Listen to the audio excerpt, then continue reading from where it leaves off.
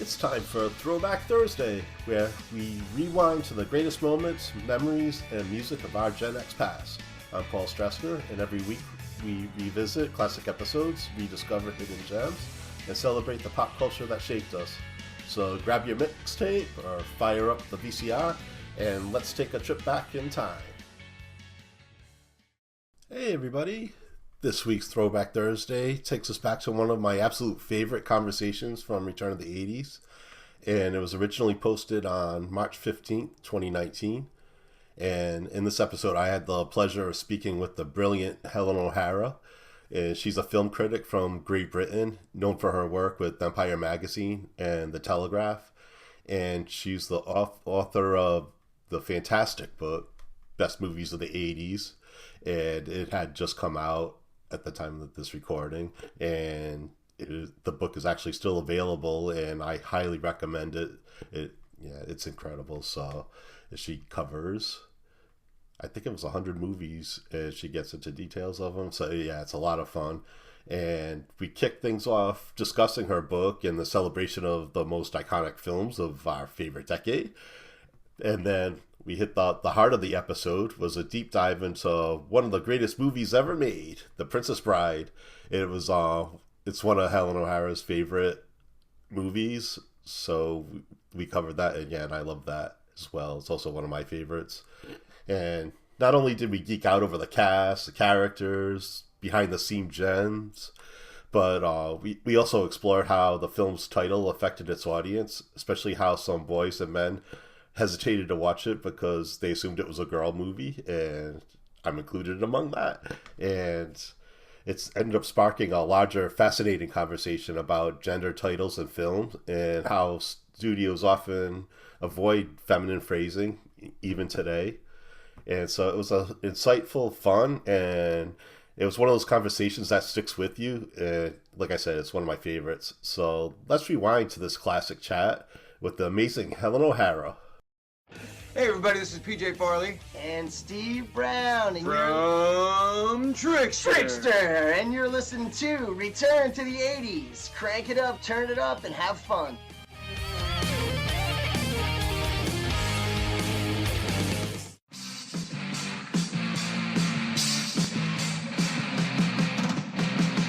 Welcome to Return to the 80s.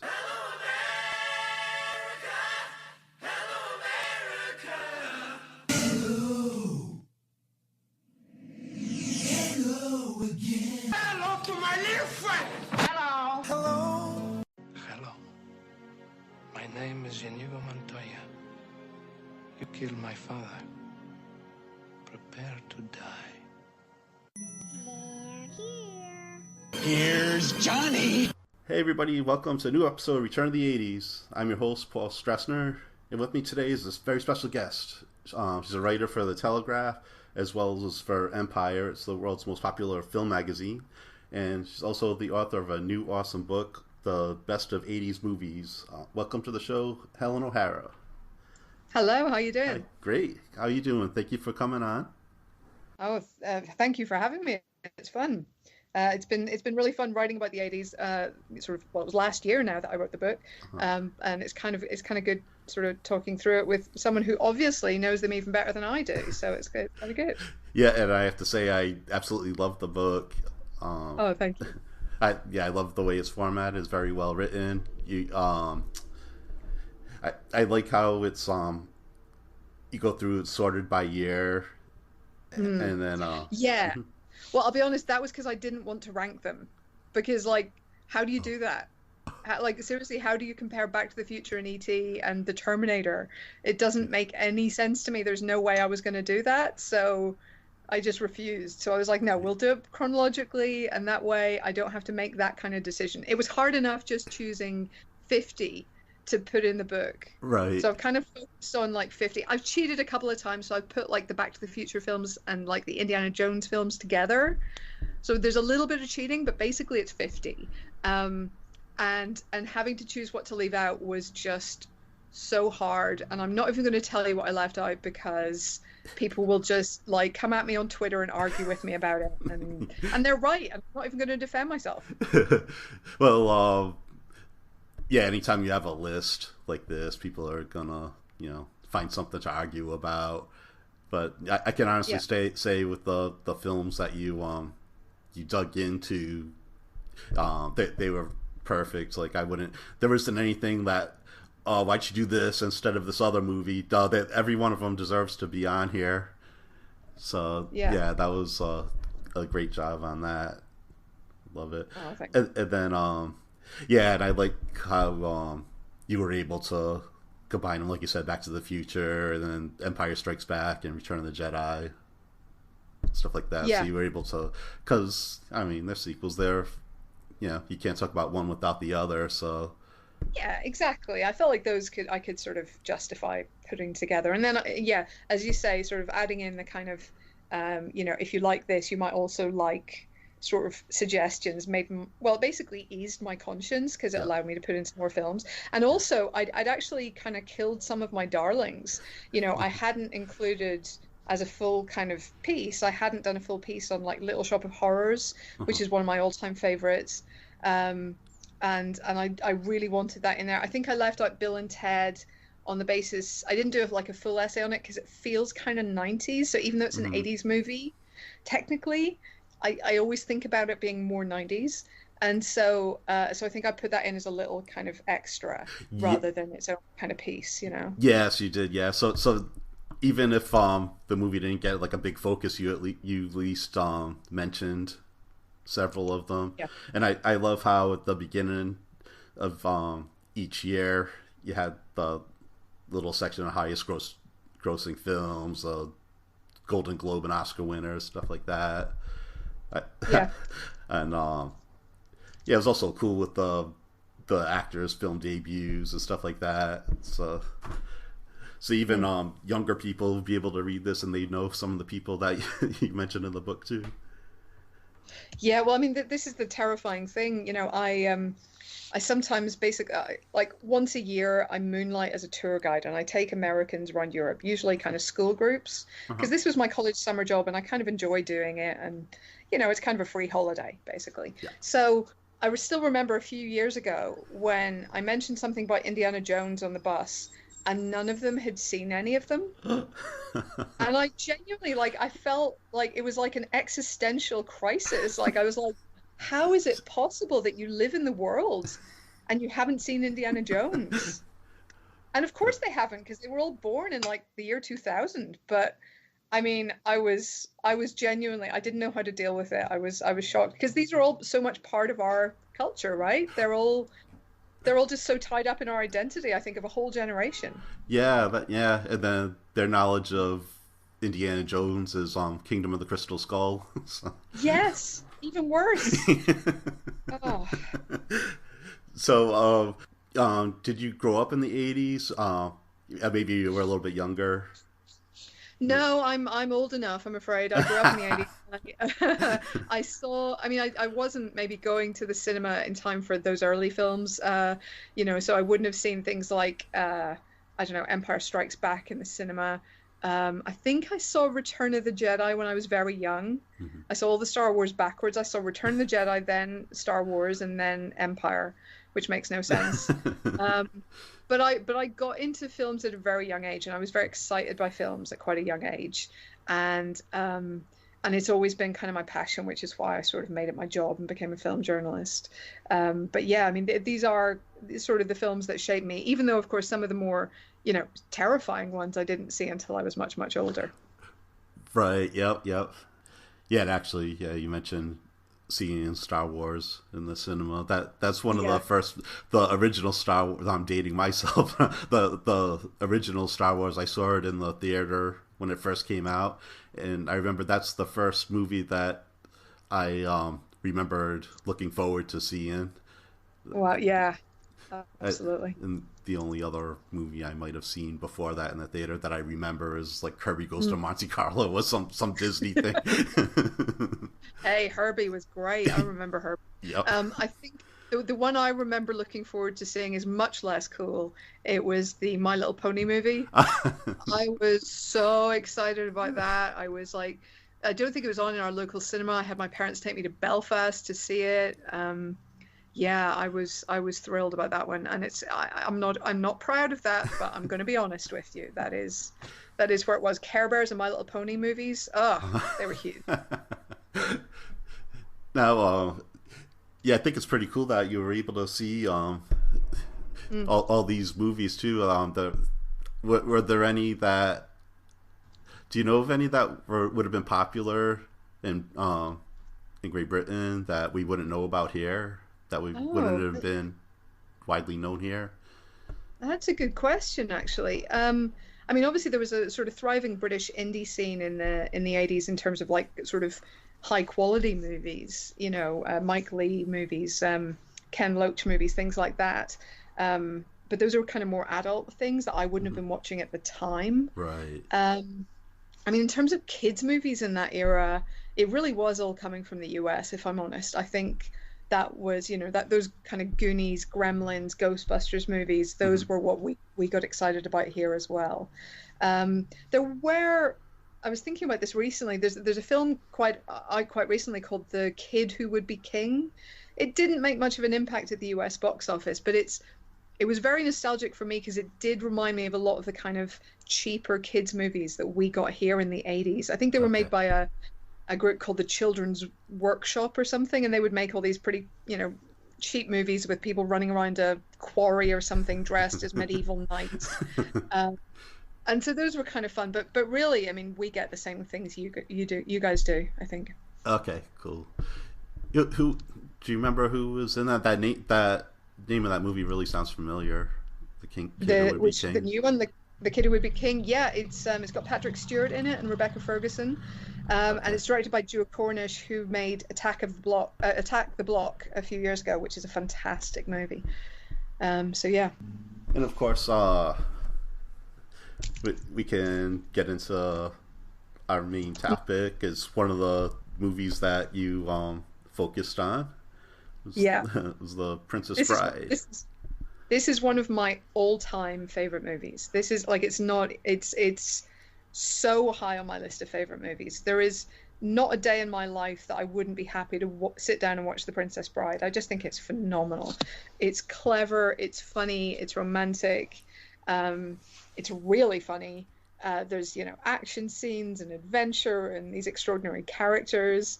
I just think it's practically perfect in every way, despite the fact that it looks like it was made on about 50p and a sort of wet weekend in Derbyshire, which it pretty much was. Yeah. But I just think it's super charming, and it doesn't seem to age. It feels as fresh to me now as it ever has. Everyone I've ever introduced it to, people who've somehow gotten to adulthood without seeing it, everyone has loved it. It's magic. Yeah, have the humor, the action, the love, like you said, the way that it's done, it's done perfectly. Yeah. And I'm glad that I was going to ask you that too. What some of your favorite movies were. Oh yeah, no, this is right up there. I mean, my favorite movies tend to be movies about smart people falling in love and talking about it a lot. So The Princess Bride, I'm not sure how smart the central couple are. I mean, particularly in Buttercup's case, if there is a criticism of the film, it's that she doesn't get much of a character actually.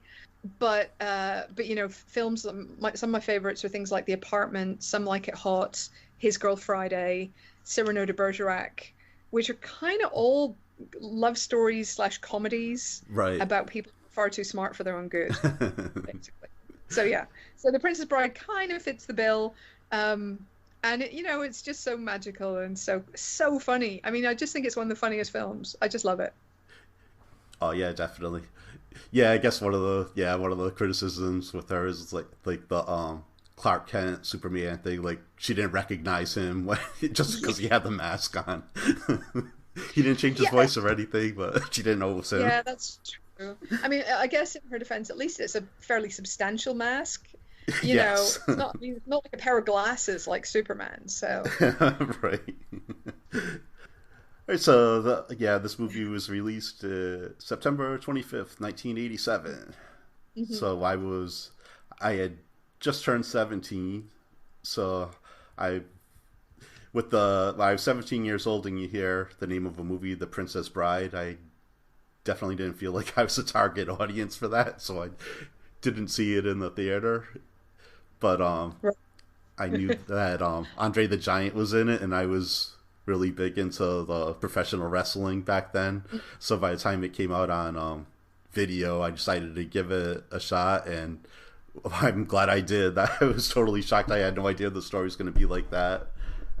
Yeah, I think that was genuinely a problem for the movie. So it didn't do that well in cinemas. You know, it's been described as a flop over the years, and it wasn't a total flop. Yeah, it made money. But it also, yeah, it was just kind of moderate, right? Mm-hmm. Yes. And of course, it did brilliantly on DVD, or well, VHS as it was in those days, because you know, word got around. This thing is great. So it's kind of been overdone about the flop, but the name, I think, is a problem, and the name is the reason that a lot of people haven't seen it, because they think they know from those two words, the princess and bride, they think they know what kind of film this is going to be, and they think it isn't for them. And by people, I mostly mean men, but not yes. only men. Mm-hmm. And I think that's a real, I mean, this is a general thing I talk about a lot on the Empire podcast, for example, but I think in our society, in our lives, I think there's an element where women are taught to, this is getting deep, probably more deep than we should, but anyway. Oh, that's okay. Women get kind of taught to empathize with male heroes. You know, we see so many of them in our lives. We see so many of them every time we go to the cinema or watch TV. We'll see huge numbers of male heroes. And men are not taught the same way to sort of empathize and to see themselves reflected in heroines.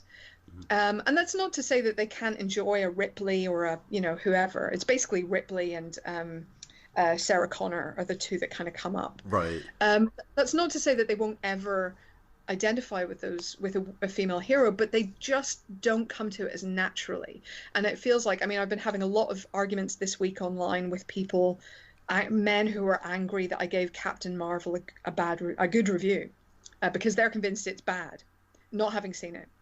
And I think that kind of comes down to this idea that it's, you know, a lot of men are so used to most stories being about people who look like them that they see any other story as having to justify its existence somehow. And again, not all men, I know that this doesn't describe everybody, but there is this kind of small, very vocal group. Right. And so if you go out there with a film called The Princess Bride and you try and make a bunch of boys go and see it, a lot of them are going to say no, because a lot of men define themselves as, they define masculinity as not liking things that girls like. And it's kind of sad, really, because girls like some awesome stuff, you know. Yeah, like you said, you got into Star Wars and everything, and there are a lot of girls at the time, women that are really into Star Wars, and now they're finally being heard, I think, with the heroes in the most recent movies. Yeah, absolutely. And I think that's beginning to sort of change. Women are beginning to kind of see themselves reflected, but that makes some men so angry, you know, and really the fury directed against something like Star Wars The Last Jedi or Captain Marvel is coming from that idea that, well, they're taking our stuff, this is our stuff, they're not allowed into it. But the fact is, you know, these are our stories as well. We love comics as well. We love Star Wars movies as well. And it's only now that we're beginning, as you say, to sort of see that reflected. So anyway, which is, so to get back to The Princess Bride, I think it was a hard sell. I think it really was, just on the title alone, on the basis of absolutely nothing else. I think it was a hard sell to get men into that cinema. But once you did, of course, they discovered a film that's actually almost entirely masculine. Right. You know, this doesn't pass the Bechdel test. This is basically like Buttercup has a few lines, and she's kind of cool. Who else is there? Miracle Max's wife. I mean, really, what other women are there? The Queen gets maybe 2 lines. That's it. Yeah. Not to jump around or anything, but yeah, like in the forest when I forgot what his name was. That big rat was attacking him. She's just like watching and shocking.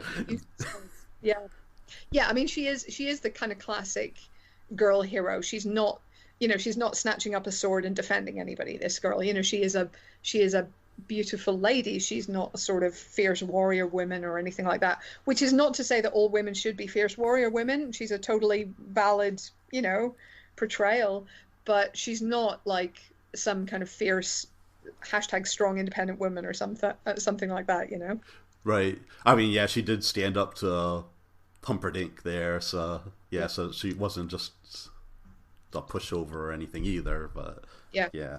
I should say too that this was adapted from a William Goldman book, The Princess Bride, so it wasn't just named that just for the movie. That was the actual name of the book. Absolutely. Yeah. And I think almost, if you were a Hollywood executive and it wasn't based on a book, a fairly successful book, you'd be there going, William, I think we need to change the title here. Can we do better? I mean, if you think about it, even in recent years, this is still a problem. So Disney brought back hand-drawn animation with The Princess and the Frog in 2000, I don't know, 8 or 9, something like that. Somewhat recently. Yep. And that kind of bombed at the box office. So then a film that I personally know was called The Snow Queen at one point because I saw the artwork in Disney animated headquarters and it was marked The Snow Queen, got turned into Frozen. The bear in the film about Merida, the Pixar film, became Brave. Rapunzel became Tangled. They were terrified of having girls' names on their films because it would drive away boys from seeing it. But Wreck-It Ralph is called Wreck-It Ralph. Right. Even though it's a two-hander with Vanellope. So, I mean, there has been a double standard, and it is a problem, and it continues to be a problem, actually, with just the naming of these films, because if you put a girl's name on it, some people are just going to instantly say no. Yep. And hopefully there'll start being a shift. I think Moana was successful. I'm not positive, though. Yeah, that's true. I think that's been a step back in the right direction. So, yeah. Well, for every step forward, then there's a couple steps backwards, it seems like. So hopefully it'll straighten itself out. Yeah, I hope so. Yeah, so what happened was that Carl Reiner was friends with William Goldman, and he gave him the book, and then Carl gave it to Rob, and Rob just fell in love with it and wanted to make a film of it. Then he found out that other people were trying to do it, and they were unsuccessful.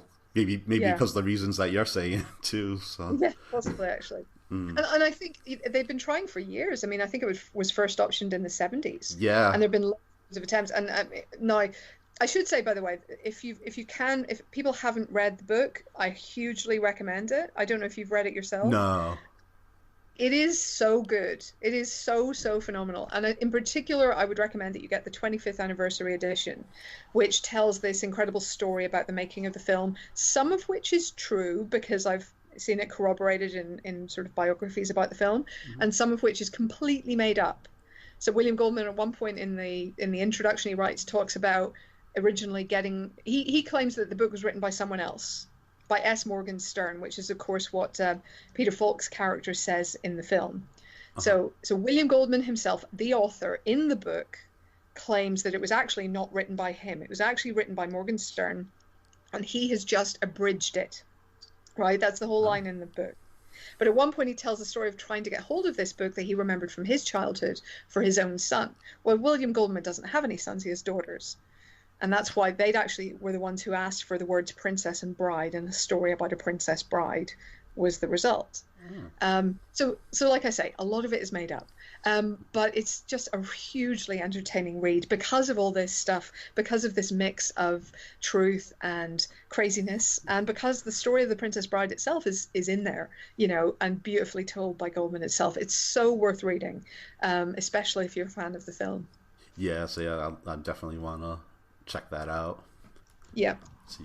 So yeah, highly recommend it. I've forgotten what my point was at the beginning of that answer, but I stand by the recommendation. Yeah, so after Rob Reiner was successful with This Is Spinal Tap, that helped him. I love that movie too. Oh, it's so good. It's so good. That was actually one thing I really kind of agonized about in my book. I think there's like 3 or 4 Rob Reiner movies. I think he has more movies in the book than anyone but Spielberg.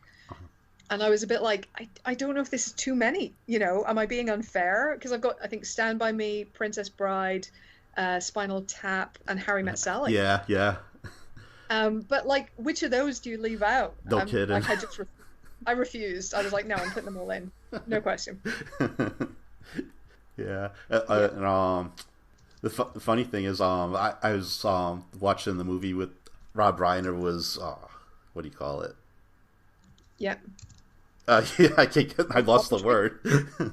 Like commentary? The commentary, yeah. Rob Reiner was doing the commentary on it, and he mentioned how he got Mark Knopfler of Dire Straits to do the music for it, and Knopfler said that he'll do it if he somehow gets the baseball hat that Rob Reiner wore in This Is Spinal Tap, if he can get it in the film. Yeah. And he did. Yeah, it's in Fred Savage's bedroom, in the background. So yeah, you can spot it. You really can. I've found that one. It's really cool. I also love, by the way, I don't know if you've seen Deadpool 2. Oh, no. There was Deadpool, obviously huge hit a couple of years ago. Deadpool 2, huge hit last year. And then they did a special one night only or 1 week only re-release of the film at the end of the year, just before Christmas. And they tried to cut it down to a PG, and to make up for all the bits of violence they cut out, they had a whole plot where Deadpool kidnapped a grown-up Fred Savage and tied him to a bed in a recreation of the Princess Bride bed, and basically narrates the whole plot of Deadpool 2 to him. So, that is awesome. Isn't it wonderful that the Princess Bride is still having this effect so many years later? Oh, that is great. Oh, that is so awesome. Yeah. Yeah. Yeah, it's just a wonderful movie. Yeah. Oh, I should have mentioned earlier too. I've been wanting to cover this movie because in November I saw a showing of The Princess Bride. It was in a big musical theater. They had a huge screen up on the stage, and it was going on at the same time that the Providence Comic Con was going on. So there were people in town, and Carrie Elwes was actually there. And then after they showed the movie, there was an hour-long interview with him. And people wrote in questions. He was answering questions. He was telling behind-the-scenes stories. So we'll get into some of those, too. But he was incredible. And if you ever get to see one of these movies in the theater like this, I can't recommend it highly enough. Like, everybody is so into it. It's incredible. People cheer at all the same times. He is a delight. He came along to a live event that Empire did, and I got to interview him on stage. And I think it was kind of supposed to be about the Saw movies. He was in Saw 1 and Saw 7, of course. But basically, I pretty quickly turned it into Princess Bride chat, and he was completely delightful. So yeah, I mean, some people get kind of a pass for life on the basis of one performance or one film, and like everyone in this has a pass for life. Most of them don't need it because they're pretty much all awesome anyway. Yeah. But they've got it. It's there. Yeah. Yeah, definitely. Yeah. Yeah, so also maybe you've heard some of these stories that we can talk about after. But yeah, absolutely. But no, please go ahead. This is the whole point. Okay. Oh, so we'll jump to talk about the sword fight that they had. Carrie and Mandy Patinkin, who was awesome in this. He's so incredible. Well, that sword fight. I mean, didn't it start from something like basically the stage direction in the script was something along the lines of they fight the greatest sword fight ever fought. It was apparently something like that in the script. It was really like, no pressure, guys. This is the greatest sword fight ever fought. Yeah. And they got in, I mean, the fight choreographers they got in are absolute legends in the business, right? Yes. They had the absolute best people. So so people who had worked with Errol Flynn, I think I'm right in saying, David Prowse on Star Wars, and went on to work with right up until Lord of the Rings. You know, so they knew their stuff. Basically. Yeah. Like Mandy Patinkin was practicing like 8 months before they even started shooting. Yeah, and then yeah. Carrie would do the And same then, thing, maybe 5 or 6 months or something. yeah, exactly. It was sorry, the fight. I was trying to remember the name of the fight choreographer. It was Bob Anderson was the main one, and Yes, then Peter Diamond as well. But yeah, complete legends. And it's such a good sword fight. It's so exciting. incredible. It's so cool. And the And banter in also between, fighting. Sorry. and the banter in between while they're fighting, Oh yeah. it's hilarious. It's so glorious.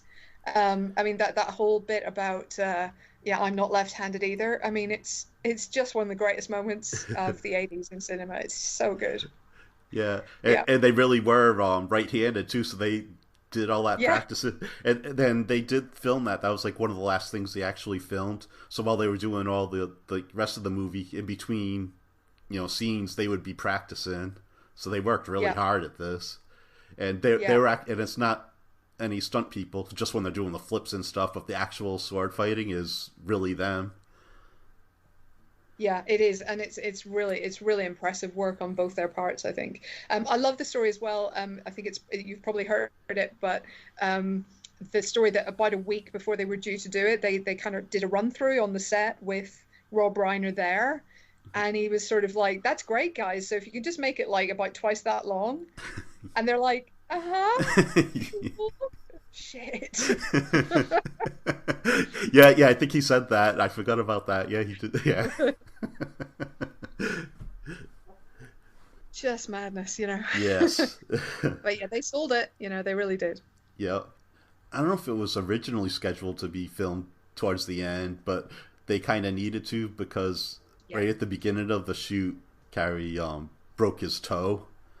Did he tell you that story? I remember it happening. I don't remember how he did it. It was something silly, right? He was messing around. Yeah, with the over lunch. With the ATV, like Andre the Giant had a really bad back, and it was really hard for him to get around. So he had his own specialized ATV. So he was driving around with that, and he kept teasing Carrie. He kept telling him, "Oh, come on, drive it. You know you want to." And Carrie's like, "Yeah, I'm not gonna keep saying no to a giant." So he decided to give it a shot. Like Andre would get out, and then he was so heavy that the thing just like lifted way up. So he got in and drove it around, and then I think he hit a rock or something, or Oh no! like a rock got caught between his foot and the gear or something like that, and he ended up breaking his toe. Yeah. And that was a week within a week of the shooting. So he thought he was going to get fired from the movie and everything. Oh, what a nightmare! So Yeah. So when you see have you heard the other story? Have you heard the other story about Andre the Giant and driving? I'm not sure. As a child, do you know who used to drive him to school sometimes? Oh no. The great playwright Samuel Beckett. Oh really?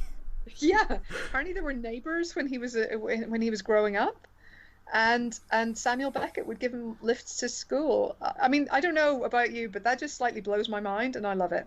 So, Yes. yeah. Wow. Yeah, that's amazing. Yeah.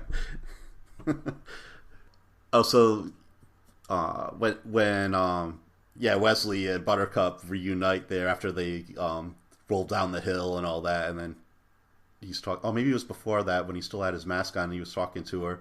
He went and he sat down. You could see him like stretching his leg out and sitting down gingerly. It looked like he was being all suave and everything, but he really sat down like that because of his foot, because he had the broken toe at that time.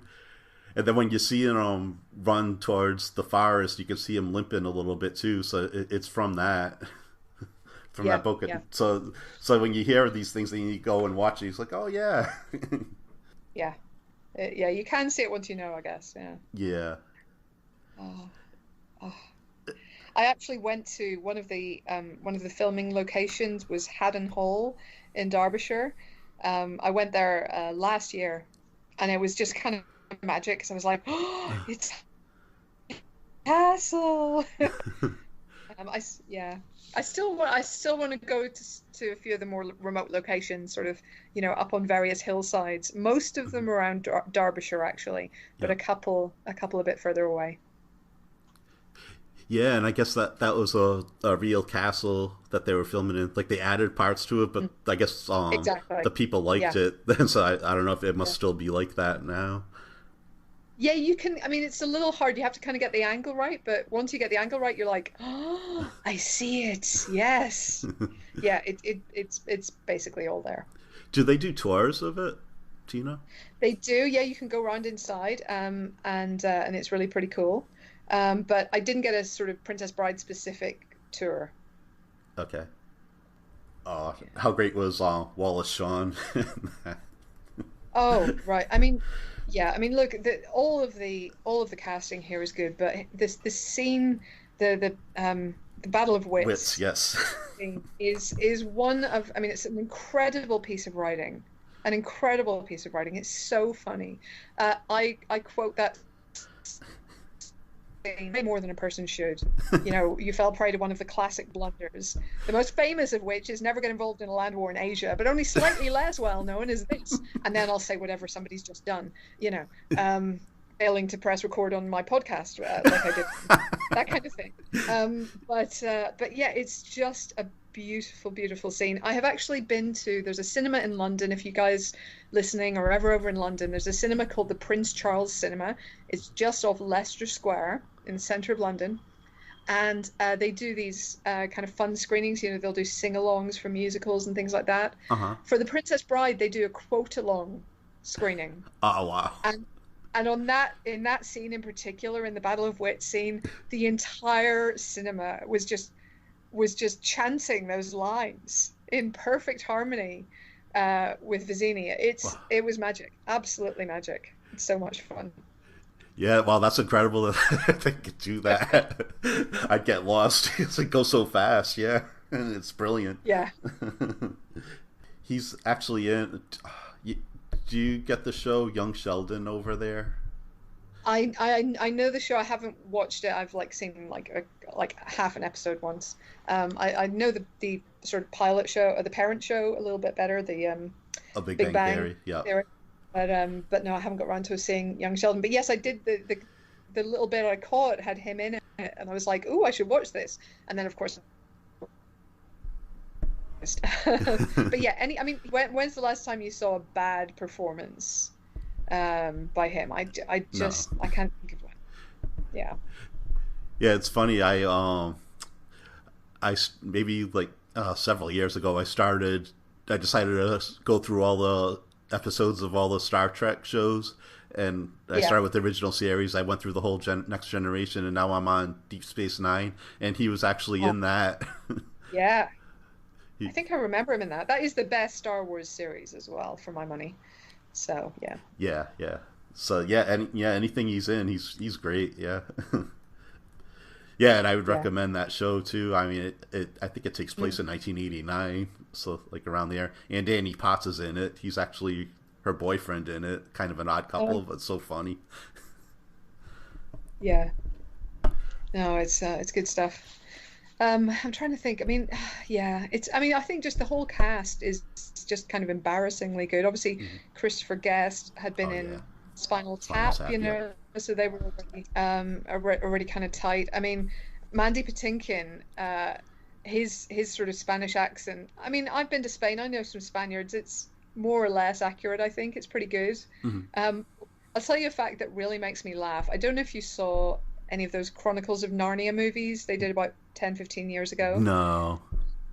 But they did Prince Caspian, and there's a young British actor called Ben Barnes who played Prince Caspian. And they decided in that movie, because his people are meant to be kind of invaders to Narnia, they wanted to give them some kind of accent. And they decided to give them a Spanish accent. And Ben Barnes, this young actor, went into his audition, and the Spanish accent he could do was Inigo Montoya's. So he didn't talk to anyone from Spain. He didn't go and watch any Spanish TV shows or anything like that. He just watched The Princess Bride, and that was his preparation for the role, and that got him the part. Wow. Yeah. So it was obviously pretty solid, you know. Wow, that's incredible. And then, you know, people like Robin Wright, obviously she's gone on to just incredible things. I mean, the idea that this woman in this film is the same actress as in House of Cards, you know, that really Machiavellian figure, right? And the general in Wonder Woman, you know, that's some serious range. I just love her. Yep, definitely, yeah.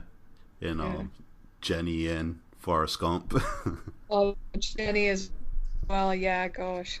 Um, oh, and Peter Falk as well. So Yes. the thing I like to sort of in my head imagine is that this film is connected to another film he did I think it was still in the 80s, Wings of Desire. So basically, Wings of Desire, there's basically these angels who are kind of watching over people as guardian angels, and one of them falls in love with a human, I remember correctly, and decides he thinks he might want to be human as well. So he asks the advice of someone who's already made the transition. So if an angel who decided to live as human, and the guy whose advice he asks is Peter Falk playing Peter Falk, the star of Columbo and The Princess Bride. So, I mean, in my head, that kind of fits the grandfather character in this movie. Yep. So that's just the way I choose to see it. This guy is a former angel who fell in love, got married, and he has a grandchild who's played by Fred Savage. Yeah, he It does just it so well. Yeah, but I mean, sorry, go ahead. I was gonna say another great performance was Billy Crystal. 'Cause Yes. he ad-libbed most of that. He was the only one that was allowed to ad-lib. Yeah, I mean that's fair. If you're going to hire Billy Crystal, I think you'd let him do whatever he wants, you know. Yeah. But yeah, he's wonderful in this. And Carol Kane is his wife. I mean, Yes. she's been, you know, doing so well recently in Unbreakable Kimmy Schmidt. Yes. She's just always just this manic ball of energy, and I just love watching her. I really do. Oh, so There's a much couple fun. of really famous British comedians. I don't know how well known these guys are in the States, but Peter Cook obviously is the clergyman. Yes. That blessed arrangement. I mean, I don't know how big he was in the States, but he was a huge star in England. Yeah, I don't think he was as big here, but I recognized him. People probably Yeah. know him from this movie, but yeah, I know he was big over there. And just the voice that came out, not only with like the speech impediment thing, but just the voice itself. Yeah, absolutely. And then the other one is Mel Smith. Yeah, the I don't know if you albino. guys know Mel Smith. I don't. The other people might, but I wasn't familiar with him. Right. So he was kind of he plays the gravedigger, the sort of albino gravedigger in this film. But he was a comedy star here in the UK. He was partnered with a guy called I think it was Reese Smith. So it was the Smith and Jones show, and that ran for years and years. And he also became a director. He directed Jeff Goldblum in The Tall Guy, if you've ever seen that. It's a 1980s movie. Uh-huh. He directed the first Mr. Bean movie. Oh. So it was a big hit. Yep. And he died fairly young a couple of years ago. But again, he's just one of these people who, when he turns up, British people are all like, "Oh yay, it's Mel Smith," and everybody else is like, "Huh?" But yeah, very funny guy. Yeah. Both of them, they got big cheers when they appeared on screen in the theater I was in. It's just so good. Yeah. Oh, the Billy Crystal too. I guess he was doing like a comedy routine for them, like for like a couple of hours. He's doing like a Yiddish comedian type of thing, and Carrie couldn't, like, he was supposed to be dead or almost dead, and he couldn't keep, like, his chest kept moving because he kept laughing, so they had to put a dummy in his place for that scene. God. I also heard that Rob Reiner kept corpsing behind the camera, and that he had to leave. He had to the leave. room Yes, as that's well. right too. I forgot about that. Which is, you know, I mean, the director's supposed to be setting a good example. It's appalling behavior, but kind of understandable. Yeah, I mean, that's after working with the guys on Spinal Tap. So Yeah, so that shows true. how good Billy Crystal must have been. Oh my god. Yeah. And then did Carrie mention the Andre the Giant farting story? No. the very first scene that they filmed was when they were at the wall, when he was kind of like, when he was still like out of it, when he was still kind of dead. Yeah. And they put the chocolate in his mouth, and then they said, how long will it take to kick in? And then just when Andre was but then he woke up, and then Andre said, "Oh, not long," or something like that. But instead of saying his line, I guess he let out this really long fart for like. And when Carrie was telling the story on stage, he was like making the sounds and everything. And for really long, he kept going up and down. It was like a symphony, he was saying. And then when he was finally done, then Rob Reiner was there, and Rob Reiner said, "Are you okay, Andre?" Andre said, "I am now." and then it turns out that he's done that at other places, like just to like break the ice, to make people laugh, loosen things up a little bit. So if you ever see Carrie tell that story, it's hilarious. He does everybody's voice really well too. He's like really good storyteller. Oh, he's a delight. He's really good. Yeah. EW I think did a reunion of the cast a few years ago, and I just would have killed to be there. I think it would have been just so much fun because obviously they don't get together very much. I would love to see a sequel to this film. And I think it would have to be animated because I don't want any of the roles recast, and obviously we're missing Andre the Giant as Fezzik, and it would just be wrong. But actually at the end of the William Goldman book, if you look at that 25th anniversary edition or any later edition, he had written the first chapter of a follow-up, which was called Buttercup's Baby was the name of the book. And the first chapter was so wonderful, and I just always wanted for there to be more. And I keep hoping, I know William Goldman sadly died last year, but I keep hoping that someone's going to dig out a manuscript that he'd written, and somehow there will be a Buttercup's Baby film one day. But I think I'm being optimistic there. yeah, you never know. Oh, that would be great. Yeah. How about in the castle when he confronts what's his name? I should have my cast page up here. Humperdinck, Rugen. Yeah, Rugen, like when Inigo gets rid of those 4 or 5 guys or whatever, and then it looks like he's gonna challenge Christopher Guest, Rugen, and then all of a sudden he just turns around and runs. Just runs. Yeah. It's so good, but then that leads to that other incredible duel, and it's not obviously as great in terms of fighting because it's not meant to be, but just the emotional power at the end.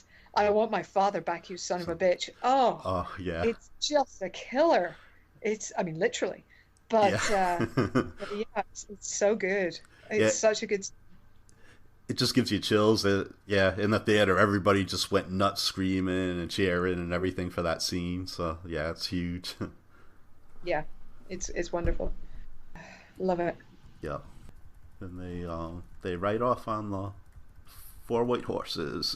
4 white horses. Yeah, absolutely. I think it's I just think it's kind of the ending that the film needs. Actually, it's the kind of film that demands the sort of riding off into the sunset happy ending. I don't think any other outcome would do. Because some films they kind of leave it on a question mark, or they go a little dark at the end or something like that. But this one ends as it should. It should be our heroes living happily ever after, because it's that kind of movie ultimately. Yeah, exactly. And that was cute too. How just before they had a kiss, that was like made it look like it was going to be the end of it, and Fred Savage was like, "Oh wait." Yeah. I have to tell you a story. I think so. The framing device, this whole idea that the grandfather's reading the story to his grandson, is genius, because it basically forces you to leave your doubts about the movie at the door, because you get won over at the same time that Fred Savage does, right? Yeah. And I have seen this personally happen. So I was dating, turned out had never seen The Princess Bride. Well, obviously I couldn't continue to date him if he hadn't seen it. That would be ridiculous. So I basically said one night, right, we're watching The Princess Bride. This is happening, and he was like, "Oh, it sounds like a girl movie," which is getting back to that whole problem with the title. And I was like, "No, you've got to watch it." And I literally basically gave him the grandfather's sell. I was like, there's jewels, monsters, giants, princes, princesses, fighting, death. I was doing the whole spiel. And he was like, well, okay then, like the grandson. And we sit down, and of course that it starts with that very pastoral opening with Wesley and Buttercup.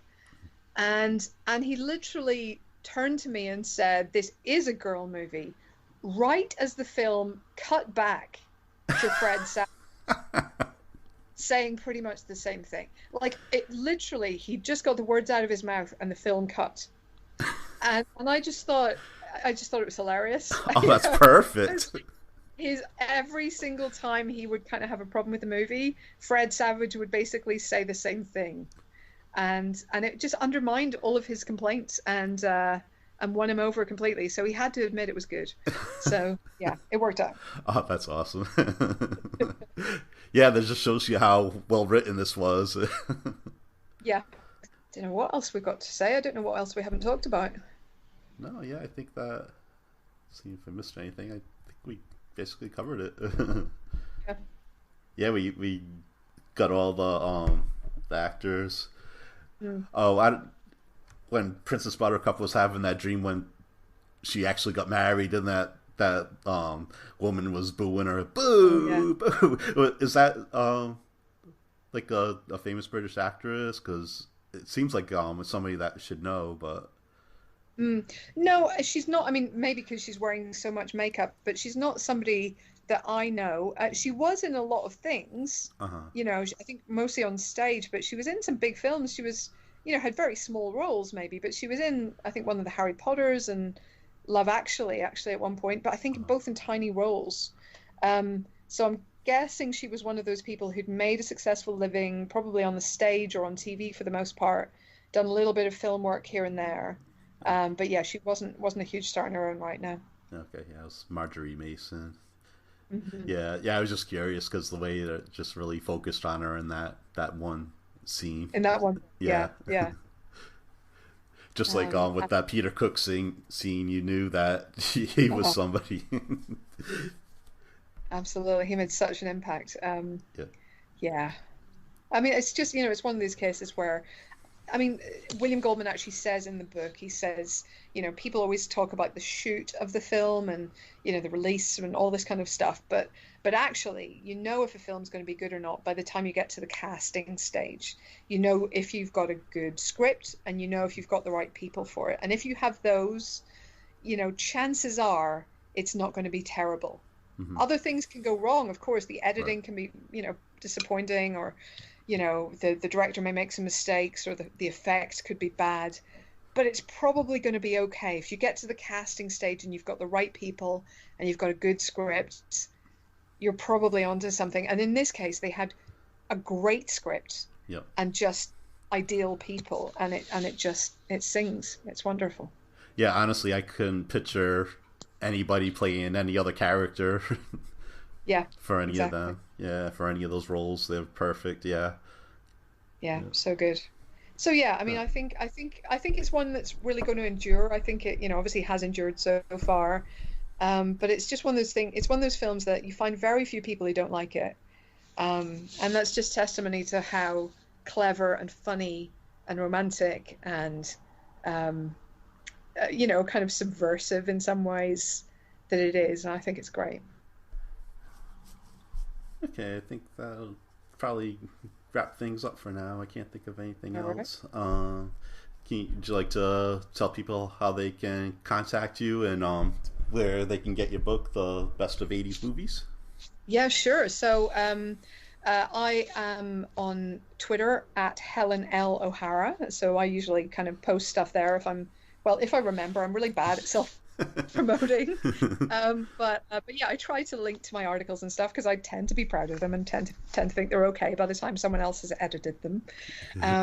Yeah, but I write a lot in Empire Magazine. I'm their editor at large. I do various bits and pieces for various newspapers and TV shows and radio shows here in the UK. And yeah, the book is there on Amazon. So it's the best movies of the 80s.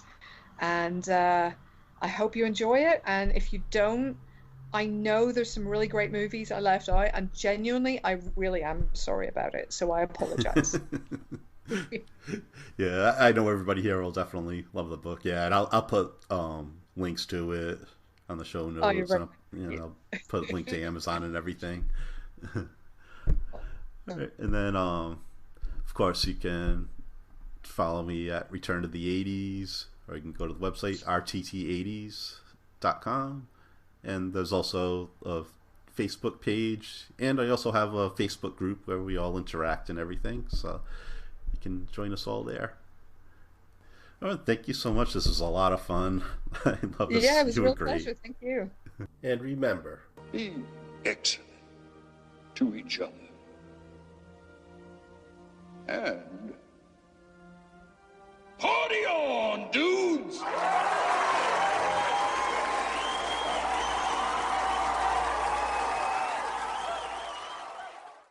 sit, Lizzie, sit. Good dog.